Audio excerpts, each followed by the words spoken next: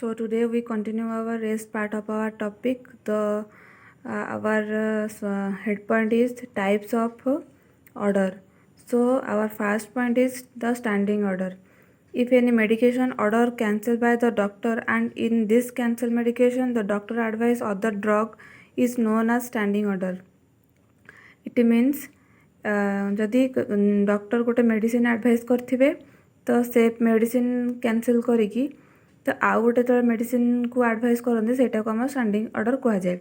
For example in emergency situation गोटे patient को antibiotic गोटे दिखाई तार एलर्जिक है तो से एंटीबायोटिक टा बंद करके आम अलग एंटीबायोटिक ताको प्रोवाइड कर. यहाँ हूँ तार example. And our second point is the PRN order मतलब प्रो रे नाटा माने it means the medication is not scheduled when if necessary the patient need, in that case we provide. So it means जेतेबेले गोटे पेशेंट रो pain होथिबो in that case we should provide the PRN order. जदि किसी necessary दरकार थिबो in that case we should provide. After our third point is our one time order or single order.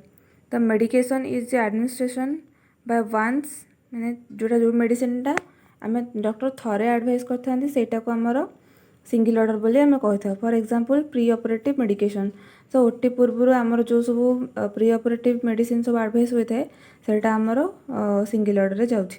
तो start order मतलब the medication order is administration immediately and once and only once. For example injection Lasix start ऑर्डरटा आम धर गोटे patient मैं urination होनी तो से जगह आम कौन डॉक्टर मैंने लिखिदे जाती आम प्रोग्रेसिव जो डॉक्टर नोटा रोचे कि injection Lasix 20 mg IV start तो सेटा आम सांगे सांगे सेटा को आम स्टार्ट डोज रे पेसेंट को प्रोवाइड करथाउ.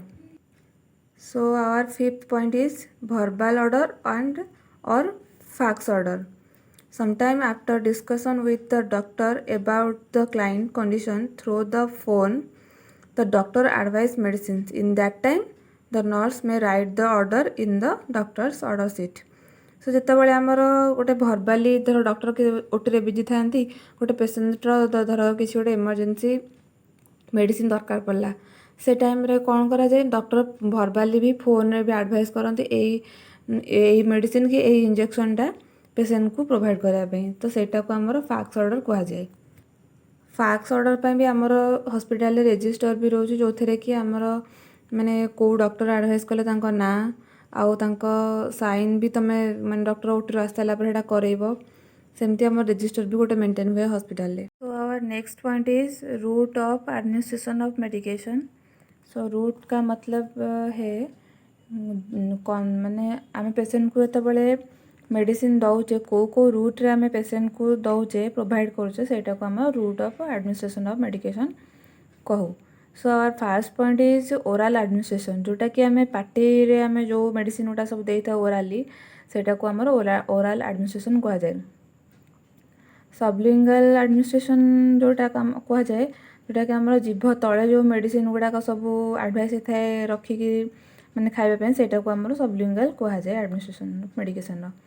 इनहालेशन मतलब जोटा को आम स्ट्रीम इनहालेशन जो नौचे आमर कि आमर जो आमर नेबुलाइजेशन गुड़ाक से गुड़ाक आमर इनहालेशन जाऊँगी. For example the nebulization is Asthalin and Budecort Foracort Combimist एगुड़ा सब आमर इनहालेशन जाऊँगी. So the fourth point is topical application. So it means जोटा topical मतलब जोटा का ऑइंटमेंट टाइप रोचे जोटा का आम स्किन रे अप्लाई करुचे कि आम पेरिनियल एरिया रे किसी यदि इन्फेक्शन होची आम ऑइंटमेंट भी दिया होची एप्लिकेशन अप्लाई करिया पे सेटा को हमर टॉपिकल एप्लिकेशन कहा जाए. इंसर्शन मतलब जोटा का हमर धरक गोटे ब्लाडर रे आम किसी प्रोब्लेम हेची जोटी कि आमर माने ब्लाडर रे आम कौन कैथेटर पुश करछे कि लिक्विड टाइप रो जहाँ सब रोचे आमर इंजेक्शन सेटा को आम पुश करछे सेटा को आमर. Next 6 point is insufflation. So it means जोटा पाउडर फॉर्म रे आमर जोड़ा मेडिसिन गुड़ा रोचे से गुड़ाक आमर माने नंबर 6 पॉइंट रे जाउची. So our 7 point is perinatal administration. In this 7 point there are different there are branches are there. So intramuscular and subcutaneous जोटा कि आमर कहुए हाइपोडर्मिक आउ intradermal intravenous intraarterial and intracardiac. Next point is medication error. तो आम medicine देला बेले कौन पे आमर मेडिकेशन एरर गुड़ाक होता है से पॉइंट गुड़ा सब एनालिसिस करबा. Which is given not according to the order.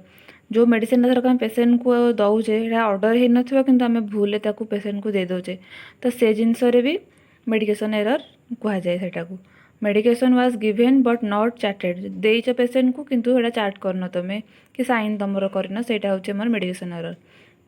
Administration of IV medication at the wrong rate. मैं धरक आईवी फ्लूइड थाए ना मॉनिटर करने केते ड्रॉप्स चलिया कथा तो से ड्रॉप गुड़ा भी जदि माने भूल भाल भी कैलकुलेट हम सेटा को भी आमर मेडिकेशन एरर कह जाए. Administration of medication in the wrong dose.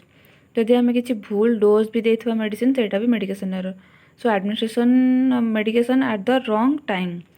यदि भूल टाइम रे भी देथिबा सेटा भी होचे हमर मेडिकेशन एरर. और एडमिशन द रॉन्ग मेडिकेशन जदि पेसेंट को आम भूल मेडिसिन किसी देथिबा. Chart medication was not given. जोटा चार्ट होइथिबा किंतु मेडिसिन को पेसेंट को दिया है नथिबा. Giving a medication by a wrong root.